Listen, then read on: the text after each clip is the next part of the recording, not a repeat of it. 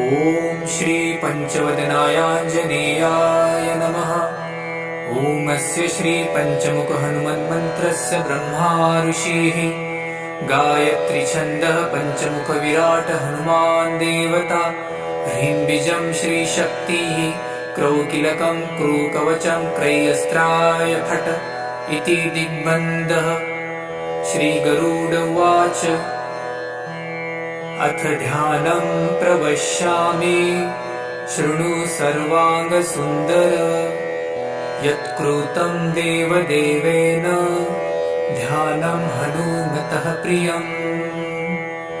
पञ्चवक्त्रं महाभीमं त्रिपञ्चनयनैर्युतं बाहुभिर्दशभिर्युक्तं सर्वकामार्थसिद्धिदम्।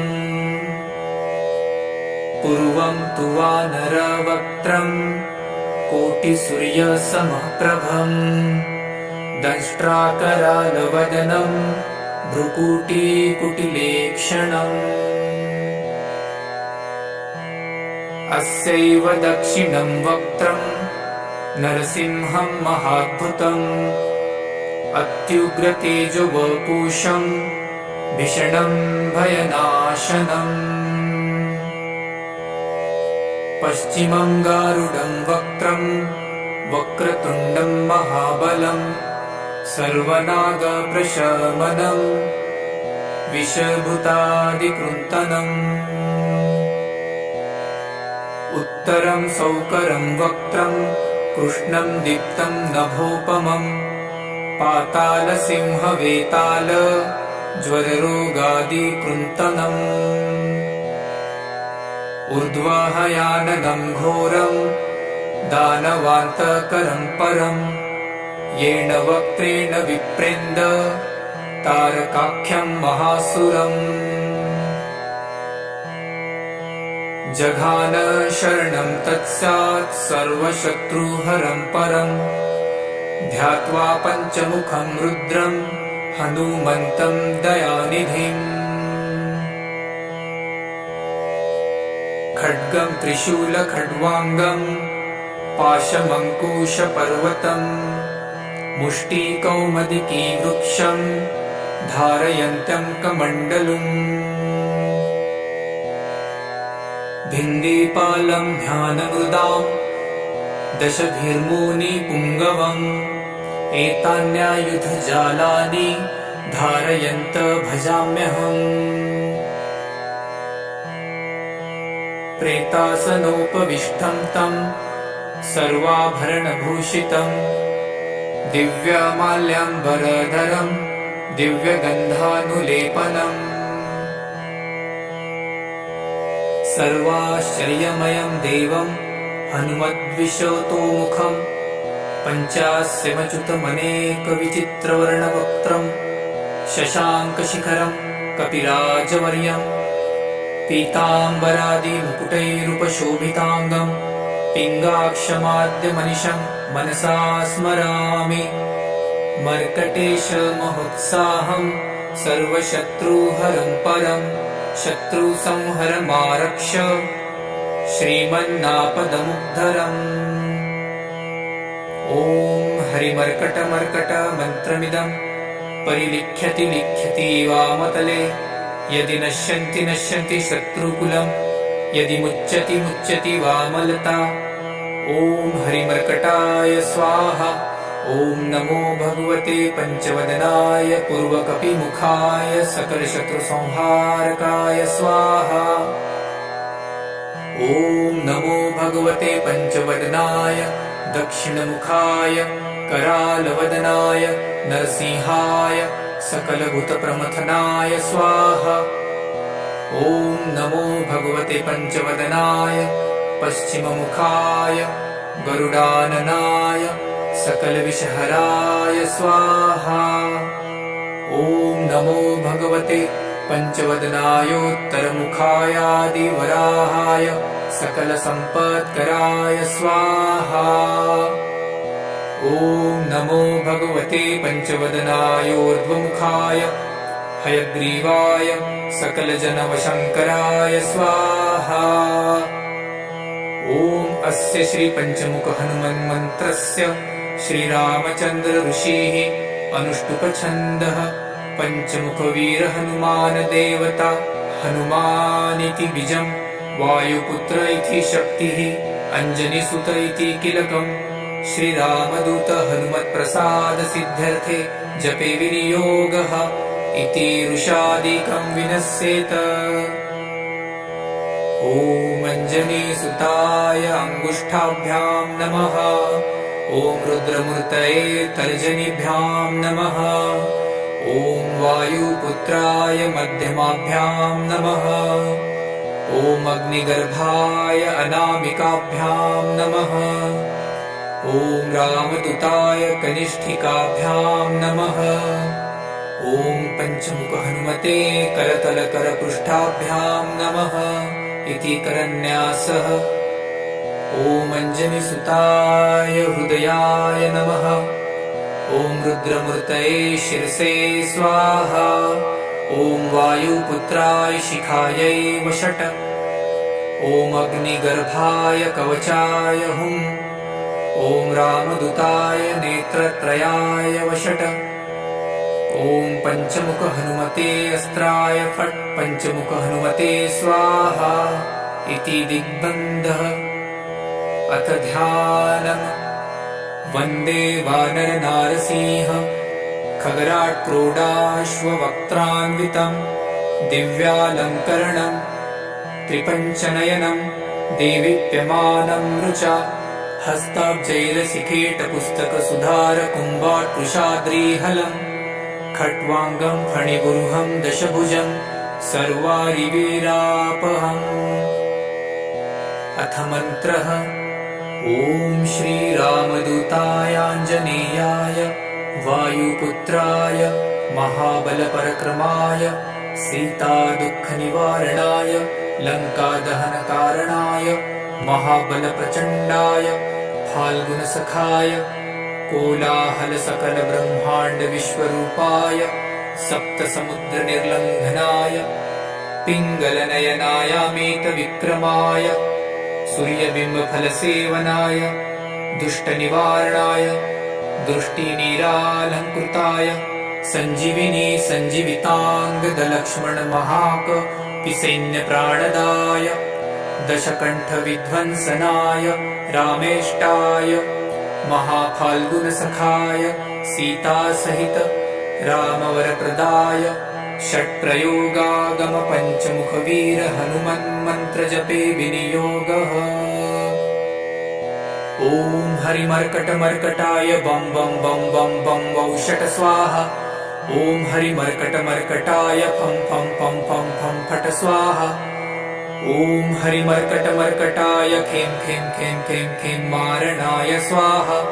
ॐ हरिमर्कटमर्कटाय लुं लुं लुं लुं लुं आकर्षितसकलसम्पत्कराय स्वाहा। ॐ हरिमर्कटमर्कटाय धं धं धं धं धं शत्रुस्तम्भनाय स्वाहा। ॐ टं टं टं टं टं कूर्ममूर्तये पञ्चमुखवीर हनुमते परयन्त्रपरतन्त्रोच्चाटनाय स्वाहा। ॐ कं खं गं घं डं चं चं जं झं त्रं टं ठं डं धं नं तं थं दं धं नं पं फं बं भं मं यं रं लं वं शं शं सं हं रं शं स्वाहा इति दिग्बन्धः। ॐ पूर्वकपिमुखाय पञ्चमुख हनुमते टं टं टं टं टं सकलशत्रुसंहारणाय स्वाहा।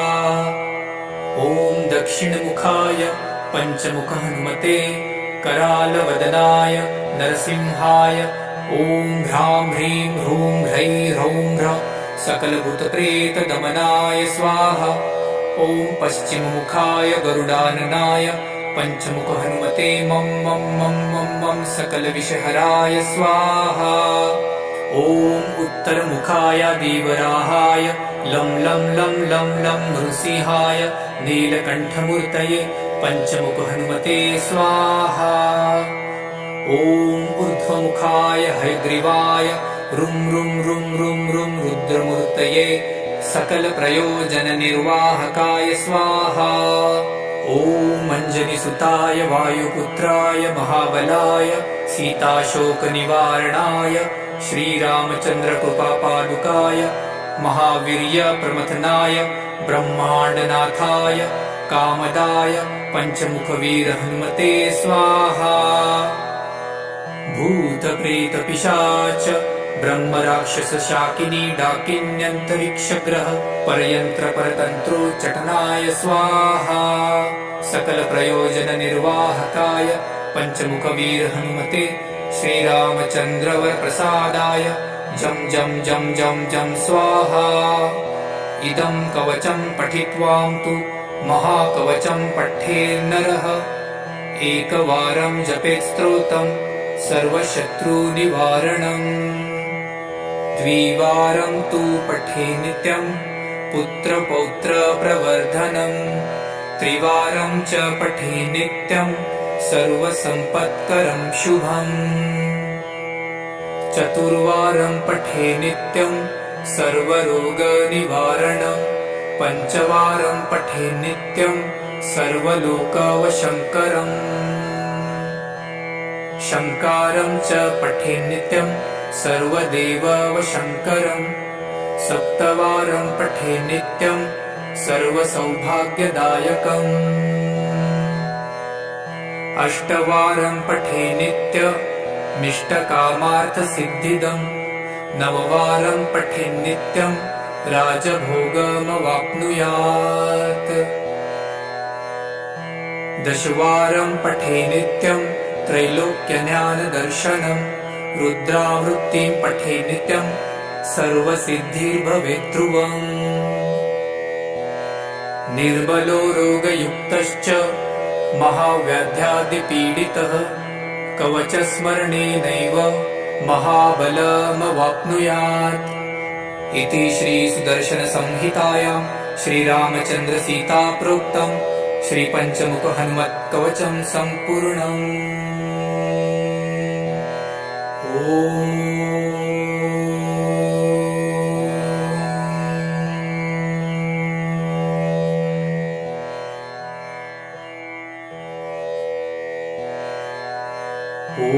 श्रीपञ्चवदनायाञ्जनेयाय नमः।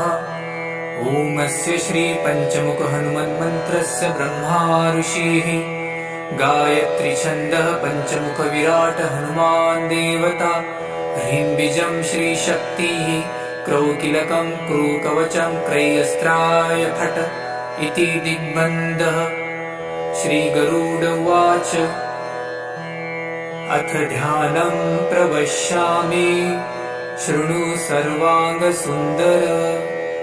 यत्कृतं देवदेवेन ध्यानं हनुमतः प्रियम्।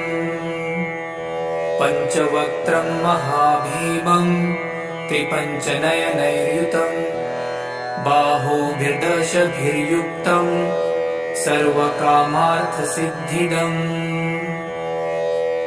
पूर्वं तु वानरवक्त्रं कोटिसूर्यसमप्रभम्। दंष्ट्राकरालवदनं भ्रुकुटिकुटिलेक्षणम्। अस्यैव दक्षिणं वक्त्रं नरसिंहं महाद्भुतम्। अत्युग्रतेजोवपुषं भीषणं भयनाशनम्। पश्चिमं गारुडं वक्त्रं वक्रतुण्डं महाबलं। सर्वनागप्रशमनं विषभूतादिकृन्तनम्। उत्तरं सौकरं वक्त्रं कृष्णं दीप्तं नभोपमं। पातालसिंहवेताल ज्वररोगादिकृन्तनम्। ऊर्ध्वहयाननं घोरं दानवान्तकरं परं। येन वक्त्रेण विप्रेन्द तारकाख्यं महासुरम्। जघान शरणं तत्स्यात् सर्वशत्रुहरं परं। ध्यात्वा पञ्चमुखं रुद्रं हनुमन्तं दयानिधिम्। खड्गं त्रिशूलखड्वाङ्गं पाशमङ्कुशपर्वतं मुष्टिकौमुदीवृक्षं धारयन्तं कमण्डलुम् भिन्दिपालं ध्यानमृदां दशभिर्मुनिपुङ्गवम् एतान्यायुधजालानि धारयन्त भजाम्यहम्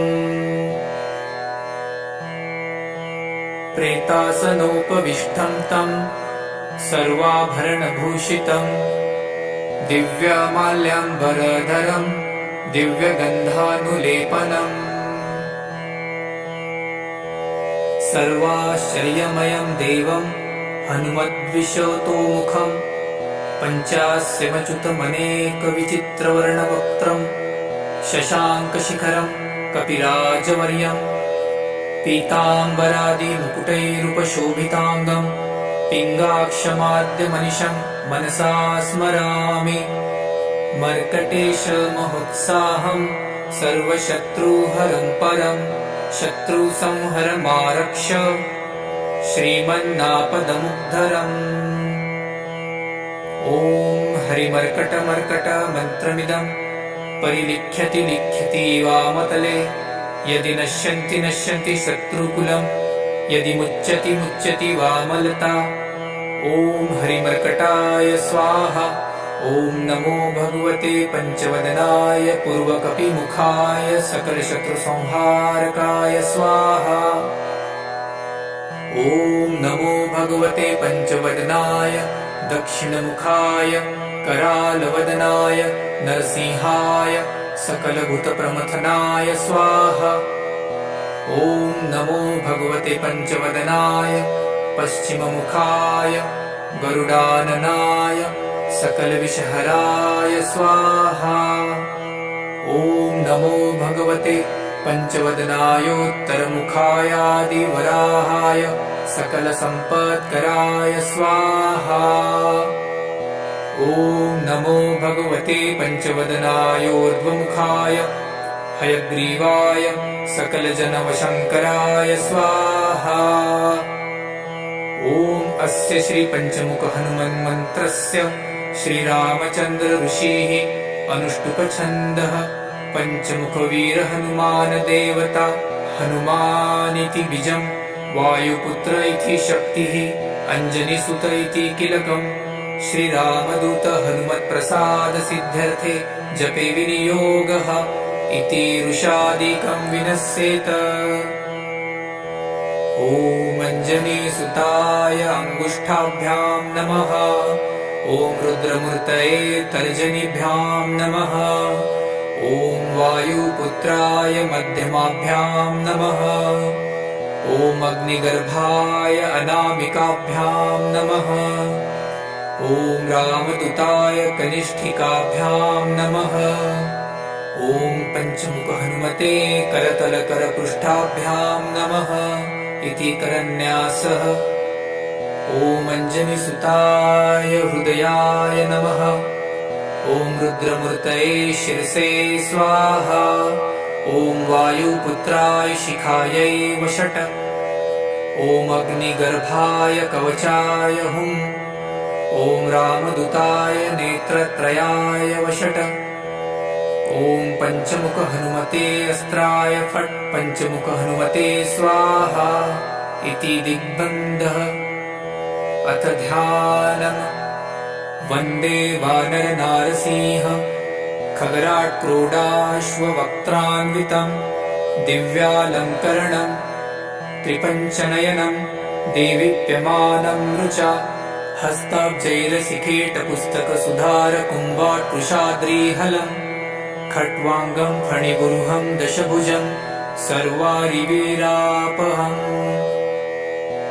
अथ मन्त्रः ॐ श्रीरामदूताय आञ्जनेयाय वायुपुत्राय महाबलपरक्रमाय सीतादुःखनिवारणाय लङ्कादहनकारणाय महाबलप्रचण्डाय फाल्गुनसखाय कोलाहलसकलब्रह्माण्डविश्वरूपाय सप्तसमुद्रनिर्लङ्घनाय पिङ्गलनयनायामेतविक्रमाय सूर्यबिम्बफलसेवनाय दुष्टनिवारणाय दृष्टिनिरालङ्कृताय सञ्जीविनी सञ्जीविताङ्गदलक्ष्मणमहाकपिसैन्यप्राणदाय दशकण्ठविध्वंसनाय रामेष्टाय महाफाल्गुनसखाय सीतासहित रामवरप्रदाय षट्प्रयोगागमपञ्चमुखवीर हनुमन्मन्त्रजपे विनियोगः। ॐ हरिमर्कटमर्कटाय बं बं बं बं बं वौषट स्वाहा। ॐ हरिमर्कटमर्कटाय फं फं फं फं फं फट स्वाहा। ॐ हरिमर्कटमर्कटाय खें खें खें खें खें मारणाय स्वाहा। ॐ हरिमर्कटमर्कटाय लुं लुं लुं लुं लुं आकर्षित सकलसम्पत्कराय स्वाहा। ॐ हरिमर्कटमर्कटाय धं धं धं धं धं शत्रुस्तम्भनाय स्वाहा। ॐ टं टं टं टं टं कूर्ममूर्तये पञ्चमुखवीर हनुमते परयन्त्रपरतन्त्रोच्चाटनाय स्वाहा। ॐ कं खं गं घं डं चं चं जं झं त्रं टं ठं डं धं नं तं थं दं धं नं पं फं बं भं मं यं रं लं वं शं शं सं हं रं शं स्वाहा इति दिग्बन्धः। ॐ पूर्वकपिमुखाय पञ्चमुख हनुमते टं टं टं टं टं सकलशत्रुसंहारणाय स्वाहा। ॐ दक्षिणमुखाय पञ्चमुख हनुमते करालवदनाय नरसिंहाय ॐ ह्रां ह्रीं ह्रूं ह्रैं ह्रौं ह्रः सकलभूतप्रेतदमनाय स्वाहा। ॐ पश्चिममुखाय गरुडाननाय पञ्चमुख हनुमते मं मं मं मं मं सकलविषहराय स्वाहा। ॐ उत्तरमुखाय देवराहाय लं लं लं लं लं नृसिंहाय नीलकण्ठमूर्तये पञ्चमुख हनुमते स्वाहा। ॐ ऊर्ध्वमुखाय हयग्रीवाय रुं रुं रुं रुं रुं रुद्रमूर्तये सकलप्रयोजननिर्वाहकाय स्वाहा। ॐ अञ्जनिसुताय वायुपुत्राय महाबलाय सीताशोकनिवारणाय श्रीरामचन्द्रकृपापादुकाय महावीर्यप्रमथनाय ब्रह्माण्डनाथाय कामदाय पञ्चमुखवीर हनुमते स्वाहा। भूतप्रेतपिशाच ब्रह्मराक्षसशाकिनी डाकिन्यन्तरिक्षग्रह परयन्त्रपरतन्त्रोच्चटनाय स्वाहा। सकलप्रयोजननिर्वाहकाय पञ्चमुखवीर हनुमते श्रीरामचन्द्रवरप्रसादाय जं जं जं जं जं स्वाहा। इदं कवचं पठित्वां तु महाकवचं पठेन्नरः एकवारं जपेत् स्तोत्रं सर्वशत्रुनिवारणम्। द्विवारं तु पठे नित्यं पुत्रपौत्रप्रवर्धनम्। त्रिवारं च पठे नित्यं सर्वसम्पत्करं शुभम्। चतुर्वारं पठे नित्यं सर्वरोगनिवारणम्। पञ्चवारं पठे नित्यं सर्वलोकवशङ्करम्। शङ्कारं च पठे नित्यं सर्वदेववशङ्करम्। सप्तवारं पठे नित्यं सर्वसौभाग्यदायकम्। अष्टवारं पठे नित्यमिष्टकामार्थसिद्धिदम्। नववारं पठे नित्यं राजभोगमवाप्नुयात्। दशवारं पठे नित्यं त्रैलोक्यज्ञानदर्शनम्। रुद्रावृत्तिं पठे नित्यं सर्वसिद्धिर्भवेत् ध्रुवम्। निर्बलो रोगयुक्तश्च महाव्याध्यादिपीडितः कवचस्मरणेनैव महाबलमवाप्नुयात् इति श्रीसुदर्शनसंहितायां श्रीरामचन्द्रसीताप्रोक्तं श्रीपञ्चमुखहनुमत्कवचं सम्पूर्णम्। ॐ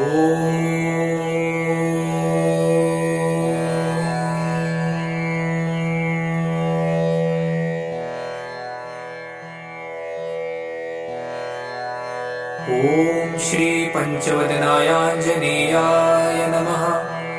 ॐ अस्य श्रीपञ्चमुखहनुमन्मन्त्रस्य ब्रह्मा ऋषिः गायत्री छन्दः पञ्चमुखविराट हनुमान् देवता। ह्रीं बीजं श्रीशक्तिः क्रौकिलकं क्रूकवचं क्रयस्त्राय फट् इति दिग्बन्धः। श्रीगरुड उवाच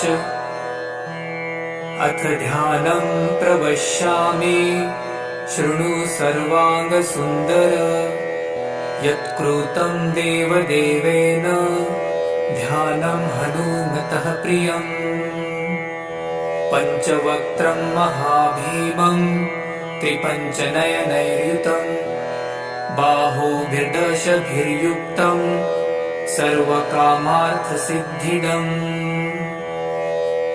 पूर्वं तु वानरवक्त्रं कोटिसूर्यसमप्रभम् दंष्ट्राकरालवदनं भ्रुकुटिकुटिलेक्षणम्।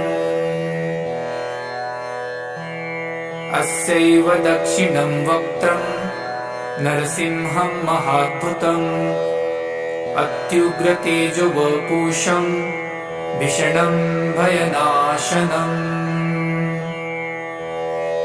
पश्चिमं गारुडं वक्त्रं वक्रतुण्डं महाबलं सर्वनागप्रशमनं विषभूतादिकृन्तनम्। उत्तरं सौकरं वक्त्रं कृष्णं दीप्तं नभोपमं पातालसिंहवेताल ज्वररोगादिकृन्तनम्। ऊर्ध्वहयाननं घोरं दानवान्तकरं परं येन वक्त्रेण विप्रेन्द तारकाख्यं महासुरम्। जघान शरणं तत्स्यात् सर्वशत्रुहरं परं ध्यात्वा पञ्चमुखं रुद्रं हनुमन्तं दयानिधिम्। खड्गं त्रिशूलखड्वाङ्गं पाशमङ्कुशपर्वतं मुष्टिकौमुदीवृक्षं धारयन्तं कमण्डलुम्। भिन्देपालं ध्यानमृदां दशभिर्मुनिपुङ्गवम् एतान्यायुधजालानि धारयन्त भजाम्यहम्। प्रेतासनोपविष्टं तं सर्वाभरणभूषितं दिव्यमाल्याम्बरधरं दिव्यगन्धानुलेपनम्। सर्वाश्चर्यमयं देवं हनुमद्विशतोमुखं पञ्चास्यमच्युतमनेकविचित्रवर्णवक्त्रं शशाङ्कशिखरं कपिराजवर्यं पीताम्बरादिमुकुटैरुपशोभिताङ्गं पिङ्गाक्षमाद्यमनिशं मनसा स्मरामि।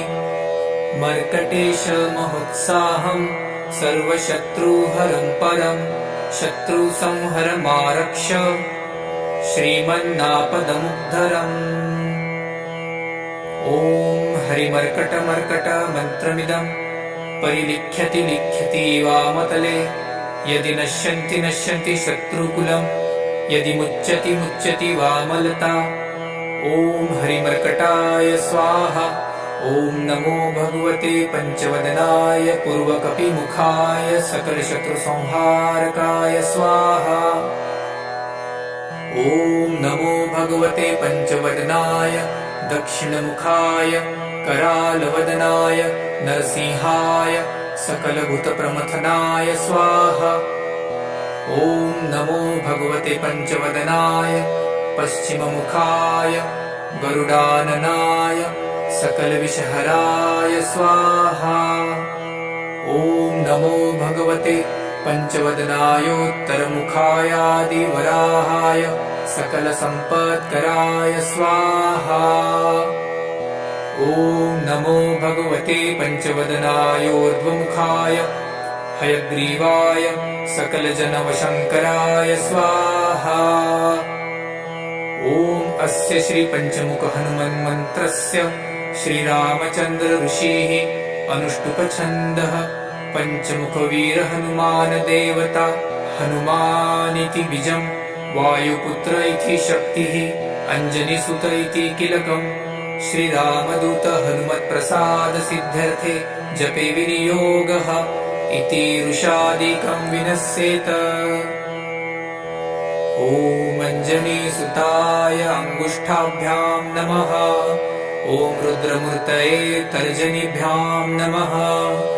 ॐ वायुपुत्राय मध्यमाभ्यां नमः। ॐ अग्निगर्भाय अनामिकाभ्यां नमः। ॐ रामदूताय कनिष्ठिकाभ्यां नमः। ॐ पंचमुख हनुमते करतलकरपृष्ठाभ्यां नमः इति करन्यासः। ॐ अंजनीसुताय हृदयाय नमः। ॐ रुद्रमूर्तये शिरसे स्वाहा। ॐ वायुपुत्राय शिखायै वषट्। ॐ अग्निगर्भाय कवचाय हुम्। ॐ रामदूताय नेत्रत्रयाय वषट्। ॐ पंचमुख हनुमते अस्त्राय फट्। पंचमुख हनुमते स्वाहा इति दिग्बन्धः। अथ ध्यानम्। वन्दे वानरनारसिंह खगराट् क्रोडाश्ववक्त्रान्वितं दिव्यालङ्करणं त्रिपञ्चनयनं देवीप्यमानं रुचा हस्ताब्जैरसिकेटपुस्तकसुधारकुम्भाट्कृशाद्रिहलं खट्वाङ्गं फणिगुरुहं दशभुजं सर्वारिवीरापहम्। अथ मन्त्रः। ॐ श्रीरामदूताय आञ्जनेयाय वायुपुत्राय महाबलपरक्रमाय सीतादुःखनिवारणाय लङ्कादहनकारणाय महाबलप्रचण्डाय फाल्गुनसखाय कोलाहलसकलब्रह्माण्डविश्वरूपाय सप्तसमुद्रनिर्लङ्घनाय पिङ्गलनयनायामेतविक्रमाय सूर्यबिम्बफलसेवनाय दुष्टनिवारणाय दृष्टिनीरालङ्कृताय सञ्जीविनी सञ्जीविताङ्गदलक्ष्मणमहाकपिसैन्यप्राणदाय दशकण्ठविध्वंसनाय रामेष्टाय महाफाल्गुनसखाय सीतासहित रामवरप्रदाय षट्प्रयोगागम पंचमुखवीर हनुमन्मन्त्रजपे विनियोगः। ॐ हरिमर्कटमर्कटाय बं बं बं बं बं वौषट स्वाहा। ॐ हरिमर्कटमर्कटाय फं फं फं फं फं फट स्वाहा। ॐ हरिमर्कटमर्कटाय खें खें खें खें खें मारणाय स्वाहा। ॐ हरिमर्कटमर्कटाय लुं लुं लुं लुं लुं आकर्षितसकलसम्पत्कराय स्वाहा। ॐ हरिमर्कटमर्कटाय धं धं धं धं धं शत्रुस्तम्भनाय स्वाहा। ॐ टं टं टं टं टं कूर्ममूर्तये पंचमुखवीर हनुमते परयन्त्रपरतन्त्रोच्चाटनाय स्वाहा। ॐ कं खं गं घं डं चं चं जं झं त्रं टं ठं डं धं नं तं थं दं धं नं पं फं बं भं मं यं रं लं वं शं शं सं हं रं शं स्वाहा इति दिग्बन्धः। ॐ पूर्वकपिमुखाय पंचमुख हनुमते टं टं टं टं टं सकलशत्रुसंहारणाय स्वाहा। ॐ दक्षिणमुखाय पंचमुख हनुमते करालवदनाय नरसिंहाय ॐ ह्रां ह्रीं ह्रूं ह्रैं ह्रौं ह्रः सकलभूतप्रेतदमनाय स्वाहा। ॐ पश्चिममुखाय गरुडाननाय पंचमुख हनुमते मं मं मं मं मं सकलविषहराय स्वाहा। ॐ उत्तरमुखाय दीवराहाय लं लं लं लं लं नृसिंहाय नीलकण्ठमूर्तये पंचमुख हनुमते स्वाहा। ॐ ऊर्ध्वमुखाय हयग्रीवाय रुं रुं रुं रुं रुं रुद्रमूर्तये सकलप्रयोजननिर्वाहकाय स्वाहा। ॐ ॐ अञ्जनिसुताय वायुपुत्राय महाबलाय सीताशोकनिवारणाय श्रीरामचन्द्रकृपापादुकाय महावीर्यप्रमथनाय ब्रह्माण्डनाथाय कामदाय पञ्चमुखवीर हनुमते स्वाहा। भूतप्रेतपिशाच ब्रह्मराक्षसशाकिनी डाकिन्यन्तरिक्षग्रह परयन्त्रपरतन्त्रोच्चाटनाय स्वाहा। सकलप्रयोजननिर्वाहकाय पञ्चमुखवीर हनुमते श्रीरामचन्द्रवरप्रसादाय जं जं जं जं जं स्वाहा। इदं कवचं पठित्वां तु महाकवचं पठेन्नरः एकवारं जपेत् स्तोत्रं सर्वशत्रुनिवारणम्। द्विवारं तु पठे नित्यं पुत्रपौत्रप्रवर्धनम्। त्रिवारं च पठे नित्यं सर्वसम्पत्करं शुभम्। चतुर्वारं पठे नित्यं सर्वरोगनिवारणम्। पञ्चवारं पठे नित्यं सर्वलोकवशङ्करम्। शङ्कारं च पठे नित्यं सर्वदेववशङ्करम्। सप्तवारं पठे नित्यं सर्वसौभाग्यदायकम्। अष्टवारं पठे नित्यमिष्टकामार्थसिद्धिदम्। नववारं पठे नित्यं राजभोगमवाप्नुयात्। दशवारं पठे नित्यं त्रैलोक्यज्ञानदर्शनम्। रुद्रावृत्तिं पठे नित्यं सर्वसिद्धिर्भवेत् ध्रुवम्। निर्बलो रोगयुक्तश्च महाव्याध्यादिपीडितः कवचस्मरणेनैव महाबलमवाप्नुयात्। इति श्रीसुदर्शनसंहितायां श्रीरामचन्द्रसीताप्रोक्तं श्रीपञ्चमुखहनुमत्कवचं सम्पूर्णम्।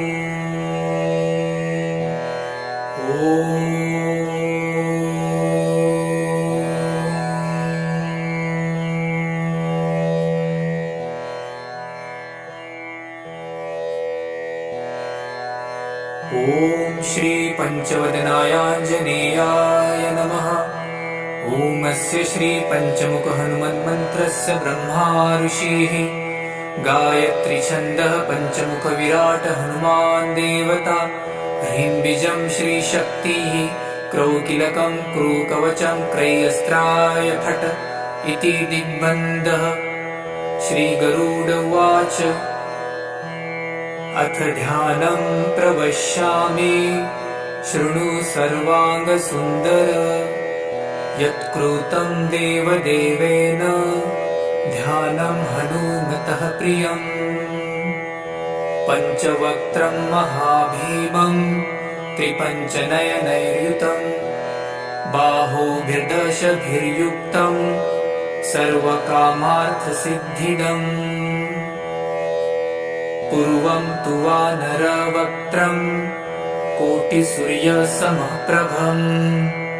दंष्ट्राकरालवदनं भ्रुकुटीकुटिलेक्षणम्।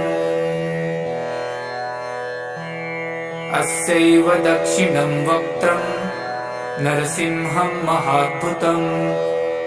अत्युग्रतेजोवपुषं भीषणं भयनाशनम्। पश्चिमं गारुडं वक्त्रं वक्रतुण्डं महाबलम्। सर्वनागप्रशमनं विषभूतादिकृन्तनम्। उत्तरं सौकरं वक्त्रं कृष्णं दीप्तं नभोपमम्। पातालसिंहवेताल ज्वररोगादिकृन्तनम्। ऊर्ध्वहयाननं घोरं दानवान्तकरं परम्। येन वक्त्रेण विप्रेन्द तारकाख्यं महासुरम्। जघान शरणं तत्स्यात् सर्वशत्रुहरं परम्। ध्यात्वा पञ्चमुखं रुद्रं हनुमन्तं दयानिधिम्। खड्गं त्रिशूलखड्वाङ्गं पाशमङ्कुशपर्वतं मुष्टिकौमदिकीवृक्षं धारयन्तं कमण्डलुम् भिन्दीपालं ध्यानमृदां दशभिर्मुनिपुङ्गवम् एतान्यायुधजालानि धारयन्त भजाम्यहम् प्रेतासनोपविष्टं तं सर्वाभरणभूषितं दिव्यमाल्याम्बरधरं दिव्यगन्धानुलेपनम्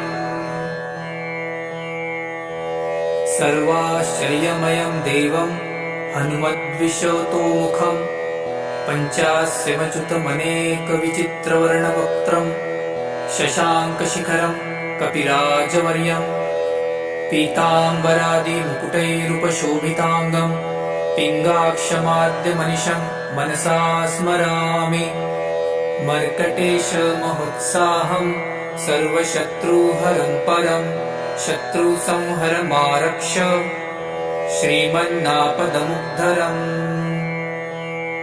ॐ हरिमर्कटमर्कटमन्त्रमिदं परिलिख्यति लिख्यति वामतले यदि नश्यन्ति नश्यन्ति शत्रुकुलं यदि मुच्यति मुच्यति वामलता ॐ हरिमर्कटाय स्वाहा ॐ नमो भगवते पञ्चवदनाय पूर्वकपिमुखाय सकलशत्रुसंहारकाय स्वाहा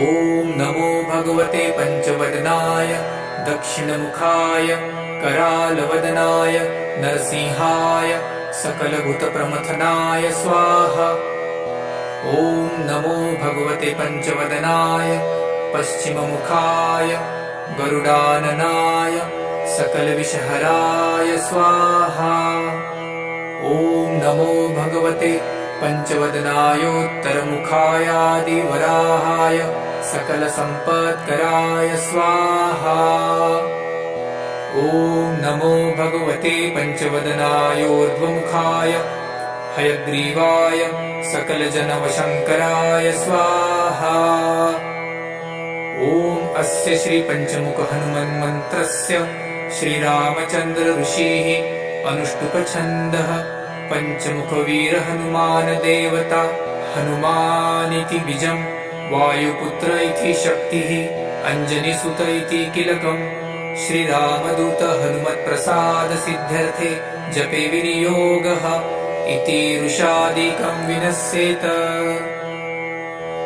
ॐ अञ्जनीसुताय अङ्गुष्ठाभ्यां नमः ॐ रुद्रमूर्तये तर्जनीभ्यां नमः ॐ वायुपुत्राय मध्यमाभ्यां नमः ॐ अग्निगर्भाय अनामिकाभ्यां नमः ॐ रामदूताय कनिष्ठिकाभ्यां नमः ॐ पञ्चमुखहनुमते करतलकरपृष्ठाभ्यां नमः इति करन्यासः ॐ अञ्जनीसुताय हृदयाय नमः ॐ रुद्रमूर्तये शिरसे स्वाहा ॐ वायुपुत्राय शिखायै वषट् ॐ अग्निगर्भाय कवचाय हुम् ॐ रामदूताय नेत्रत्रयाय वषट् ॐ पञ्चमुखहनुमते अस्त्राय फट् पञ्चमुखहनुमते स्वाहा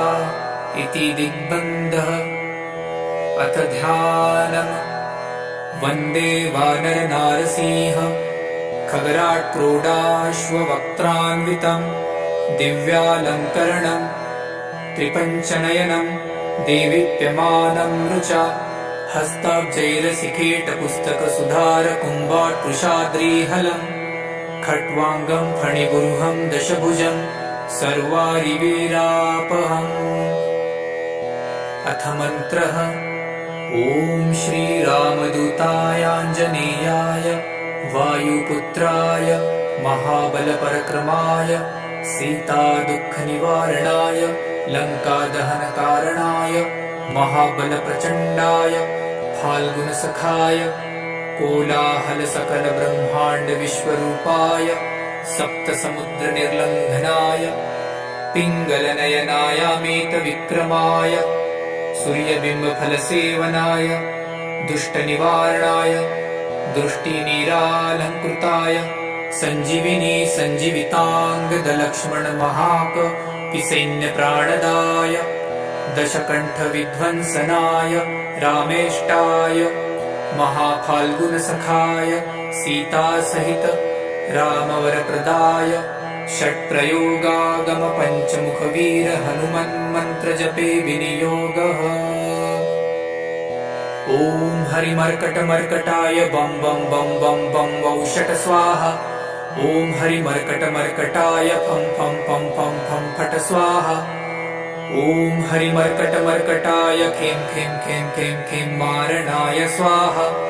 ॐ हरिमर्कटमर्कटाय लुं लुं लुं लुं लुं आकर्षितसकलसम्पत्कराय स्वाहा। ॐ हरिमर्कटमर्कटाय धं धं धं धं धं शत्रुस्तम्भनाय स्वाहा। ॐ टं टं टं टं टं कूर्ममूर्तये पञ्चमुखवीर हनुमते परयन्त्रपरतन्त्रोच्चाटनाय स्वाहा। ॐ कं खं गं घं डं चं चं जं झं त्रं टं ठं डं ढं नं तं थं दं धं नं पं फं बं भं मं यं रं लं वं शं शं सं हं रं शं स्वाहा इति दिग्बन्धः। ॐ पूर्वकपिमुखाय पञ्चमुख हनुमते टं टं टं टं टं सकलशत्रुसंहारणाय स्वाहा। ॐ दक्षिणमुखाय पञ्चमुख हनुमते करालवदनाय नरसिंहाय ॐ ह्रां ह्रीं ह्रूं ह्रैं ह्रौं ह्रः सकलभूतप्रेतदमनाय स्वाहा। ॐ पश्चिममुखाय गरुडाननाय पञ्चमुख हनुमते मं मं मं मं मं सकलविषहराय स्वाहा। ॐ उत्तरमुखाय देवराहाय लं लं लं लं लं नृसिंहाय नीलकण्ठमूर्तये पञ्चमुख हनुमते स्वाहा। ॐ ऊर्ध्वमुखाय हयग्रीवाय रुं रुं रुं रुं रुं रुद्रमूर्तये सकलप्रयोजननिर्वाहकाय स्वाहा।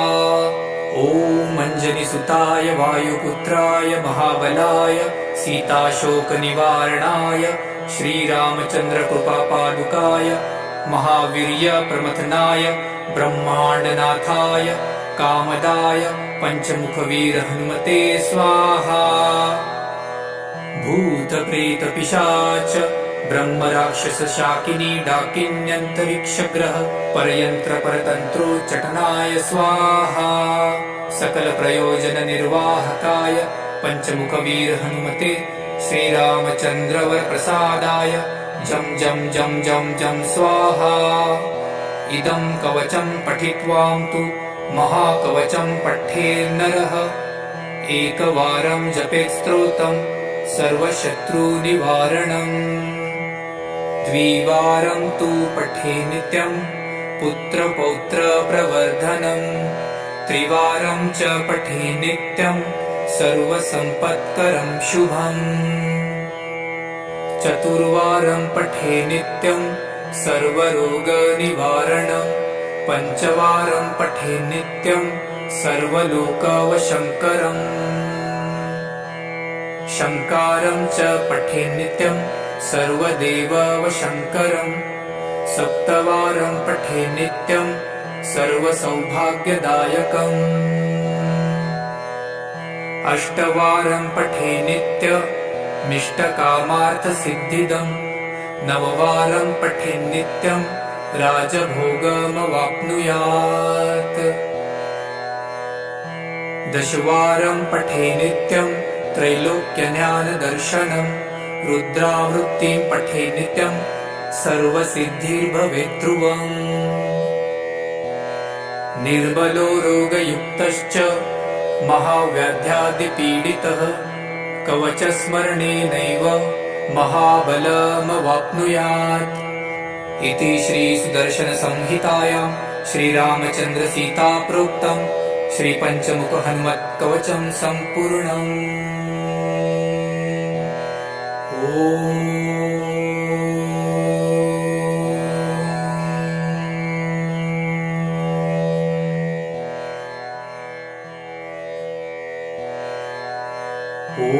श्री पंचवदनायाञ्जनेयाय नमः।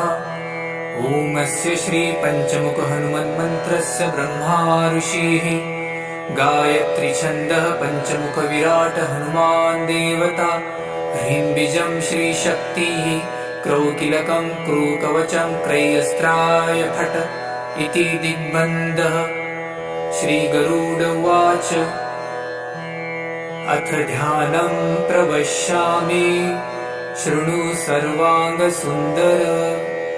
यत्कृतं देवदेवेन ध्यानं हनुमतः प्रियम्। पञ्चवक्त्रं महाभीमं त्रिपञ्चनयनैर्युतं बाहुभिर्दशभिर्युक्तं सर्वकामार्थसिद्धिदम्। पूर्वं तु वानरवक्त्रं कोटिसूर्यसमप्रभम् दंष्ट्राकरालवदनं भ्रुकुटीकुटिलेक्षणम्। अस्यैव दक्षिणं वक्त्रं नरसिंहं महाद्भुतम् अत्युग्रतेजोवपुषं भीषणं भयनाशनम्। पश्चिमं गारुडं वक्त्रं वक्रतुण्डं महाबलं सर्वनागप्रशमनं विषभूतादिकृन्तनम्। उत्तरं सौकरं वक्त्रं कृष्णं दीप्तं नभोपमं पातालसिंहवेताल ज्वररोगादिकृन्तनम्। ऊर्ध्वहयाननं घोरं दानवान्तकरं परं येन वक्त्रेण विप्रेन्द तारकाख्यं महासुरम्। जघान शरणं तत्स्यात् सर्वशत्रुहरं परं ध्यात्वा पञ्चमुखं रुद्रं हनुमन्तं दयानिधिम्। खड्गं त्रिशूलखड्वाङ्गं पाशमङ्कुशपर्वतं मुष्टिकौमुदीवृक्षं धारयन्तं कमण्डलुम्। भिन्दीपालं ध्यानमृदां दशभिर्मुनिपुङ्गवम् एतान्यायुधजालानि धारयन्त भजाम्यहम्। प्रेतासनोपविष्टं तं सर्वाभरणभूषितं दिव्यमाल्याम्बरधरं दिव्यगन्धानुलेपनम्। सर्वाश्चर्यमयं देवं हनुमद्विशतोमुखं पञ्चास्यमच्युतमनेकविचित्रवर्णवक्त्रं शशाङ्कशिखरं कपिराजवर्यं पीताम्बरादिमुकुटैरुपशोभिताङ्गं पिङ्गाक्षमाद्यमनिशं मनसा स्मरामि। मर्कटेशमहोत्साहं सर्वशत्रुहरं परं शत्रुसंहरमारक्ष श्रीमन्नापदमुद्धरम्। ॐ हरिमर्कटमर्कटमन्त्रमिदं परिलिख्यति लिख्यति वामतले। यदि नश्यन्ति शत्रुकुलं यदि मुच्यति मुच्यति वामलता। ॐ हरिमर्कटाय स्वाहा। ॐ नमो भगवते पंचवदनाय पूर्वकपिमुखाय सकलशत्रुसंहारकाय स्वाहा। ॐ नमो भगवते पंचवदनाय दक्षिणमुखाय करालवदनाय नरसिंहाय सकलभूतप्रमथनाय स्वाहा। ॐ नमो भगवते पंचवदनाय पश्चिममुखाय गरुडाननाय सकलविषहराय स्वाहा। ॐ नमो भगवते पंचवदनायोत्तरमुखायादिवराहाय सकलसम्पत्कराय स्वाहा। ॐ नमो भगवते पंचवदनायोर्ध्वमुखाय हयग्रीवाय सकलजनवशङ्कराय स्वाहा। ॐ अस्य श्री पंचमुख हनुमन् मन्त्रस्य श्रीरामचन्द्र ऋषिः अनुष्टुप्छन्दः पंचमुखवीर हनुमान देवता हनुमानिति बीजं वायुपुत्र इति शक्तिः अंजनीसुत इति कीलकम् श्रीरामदूत हनुमत्प्रसाद सिद्ध्यर्थे जपे विनियोगः इति ऋषादिकं विनश्येत। ॐ अंजनीसुताय अंगुष्ठाभ्यां नमः। ॐ रुद्रमूर्तये तर्जनीभ्यां नमः। ॐ वायुपुत्राय मध्यमाभ्यां नमः। ॐ अग्निगर्भाय अनामिकाभ्यां नमः। ॐ रामदूताय कनिष्ठिकाभ्यां नमः। ॐ पंचमुख हनुमते करतलकरपृष्ठाभ्यां नमः इति करन्यासः। ॐ अंजनीसुताय हृदयाय नमः। ॐ रुद्रमूर्तये शिरसे स्वाहा। ॐ वायुपुत्राय शिखायै वषट्। ॐ अग्निगर्भाय कवचाय हुम्। ॐ रामदूताय नेत्रत्रयाय वषट्।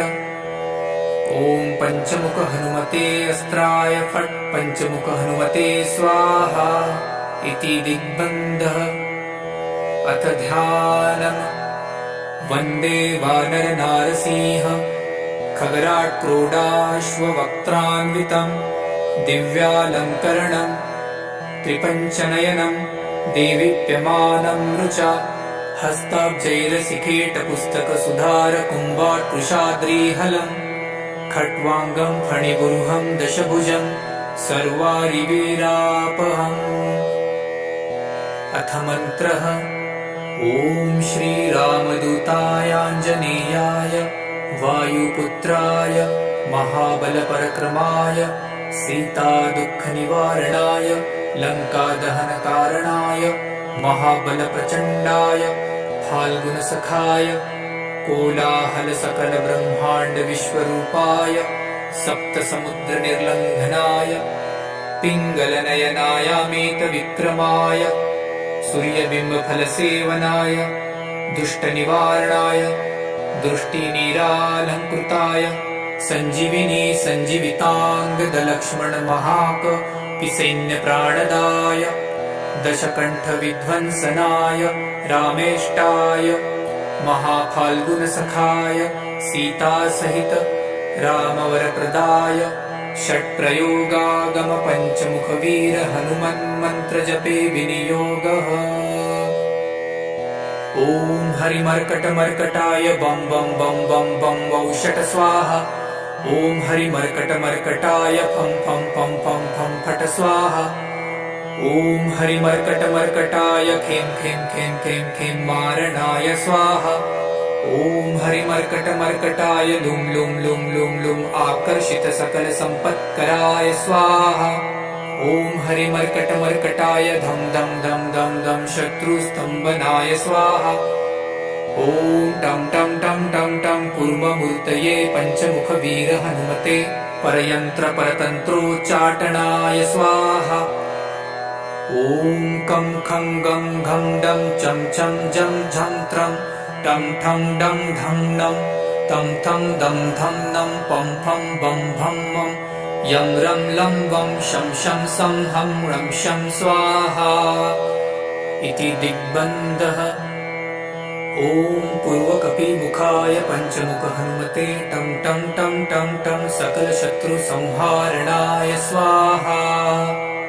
ॐ दक्षिणमुखाय पंचमुख हनुमते करालवदनाय नरसिंहाय ॐ ह्रां ह्रीं ह्रूं ह्रैं ह्रौं ह्रः सकलभूतप्रेतदमनाय स्वाहा। ॐ पश्चिममुखाय गरुडाननाय पंचमुख हनुमते मं मं मं मं मं सकलविषहराय स्वाहा। ॐ उत्तरमुखाय देवराहाय लं लं लं लं लं नृसिंहाय नीलकण्ठमूर्तये पंचमुख हनुमते स्वाहा। ॐ ऊर्ध्वमुखाय हयग्रीवाय रुं रुं रुं रुं रुं रुद्रमूर्तये सकलप्रयोजननिर्वाहकाय स्वाहा। ॐ ॐ अञ्जनिसुताय वायुपुत्राय महाबलाय सीताशोकनिवारणाय श्रीरामचन्द्रकृपापादुकाय महावीर्यप्रमथनाय ब्रह्माण्डनाथाय कामदाय पञ्चमुखवीर हनुमते स्वाहा। भूतप्रेतपिशाच ब्रह्मराक्षसशाकिनी डाकिन्यन्तरिक्षग्रह परयन्त्रपरतन्त्रोच्चाटनाय स्वाहा। सकलप्रयोजननिर्वाहकाय पञ्चमुखवीर हनुमते श्रीरामचन्द्रवरप्रसादाय जं जं जं जं जं स्वाहा। इदं कवचं पठित्वां तु महाकवचं पठेन्नरः एकवारं जपेत् स्तोत्रं सर्वशत्रुनिवारणम्।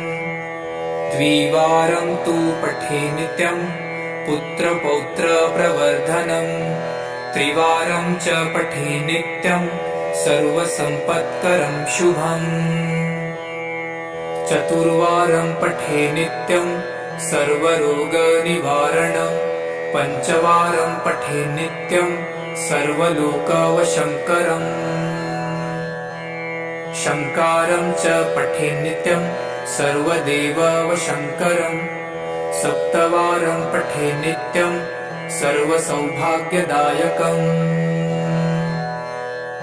अष्टवारं पठे नित्यमिष्टकामार्थसिद्धिदम्।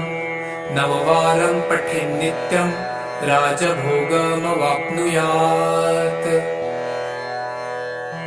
दशवारं पठे नित्यं त्रैलोक्यज्ञानदर्शनम्। रुद्रावृत्तिं पठे नित्यं सर्वसिद्धिर्भवेत् ध्रुवम्। निर्बलो रोगयुक्तश्च महाव्याध्यादिपीडितः कवचस्मरणेनैव महाबलमवाप्नुयात्। इति श्रीसुदर्शनसंहितायां श्रीरामचन्द्रसीता प्रोक्तं श्रीपञ्चमुखहनुमत्कवचं सम्पूर्णम्। ॐ